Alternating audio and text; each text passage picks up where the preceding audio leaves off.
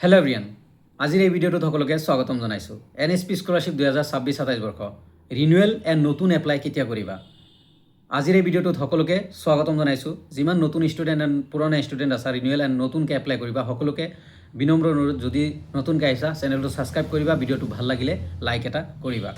First of all কথা যে 2026 বৰ্ষত মেট্ৰিক পৰীক্ষা দিয়া, HS দিয়া ফাইনেল আৰু ডিগ্ৰী ফাইনেল এক্সাম দিয়া নতুন ষ্টুডেণ্টবোৰ এণ্ড পুৰণা ষ্টুডেণ্টবোৰ যিবোৰ ষ্টুডেণ্টে ইতিমধ্যে ৰিনিউৱেলৰ পইচা পাইছে বা ৰিনিউৱেলৰ পইচা পাব সকলোকে স্বাগতম যে তোমালোকে ৰিনিউৱেল কেতিয়া এপ্লাই কৰিবা, কেতিয়া সঠিক সময় বা ৰিনিউৱেলৰ সময় কেতিয়া বা নতুন এপ্লাই কেতিয়া কৰিবা।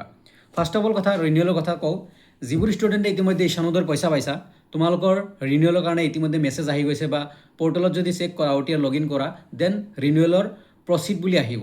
চ' তোমালোকক মই বিনম্ৰ অনুৰোধ কৰিম, যিবোৰ ষ্টুডেণ্ট ৰিনিউৱেল ঈশানোদৰ হওক ৰিনিউৱেল NSPৰ SC OBC তাৰপিছত আদাৰ NEC যিমান ৰিনিউৱেলৰ ষ্টুডেণ্ট আছা তোমালোকে এতিয়া ৰিনিউৱেল নকৰিবা প্লিজ। এইটো এটা ৰিকুৱেষ্ট থাকিল, কাৰণ তোমালোকৰ এতিয়া জাষ্ট পইচাখিনি পাইছা বা বহুতে পাবলগীয়া আছে। চ' তোমালোকে ৰিনিউৱেল কেতিয়া কৰিবা? বেষ্ট সময় আগষ্টত বা ছেপ্টেম্বৰত কৰিবা, আৰু সেই তেতিয়ালৈকে সময় থাকিব।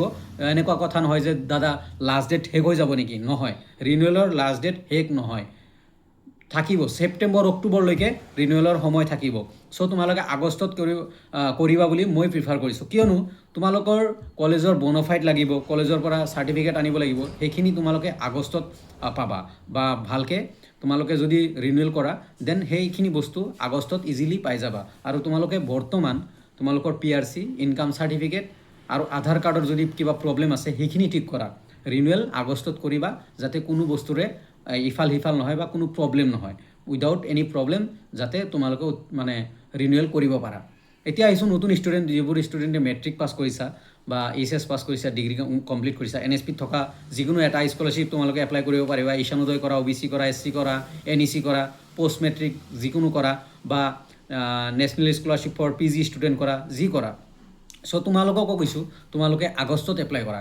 এতিয়া তোমালোকে জাষ্ট এডমিশ্যন লৈছা বা কিছুমানে ল'বা, দেন জুন জুলাইলৈকে এডমিশ্যন প্ৰচেছ চলি থাকিব। তোমালোকৰ কোনো কলেজে তোমালোকক বনফাইড চাৰ্টিফিকেট নিদিয়ে বৰ্তমান।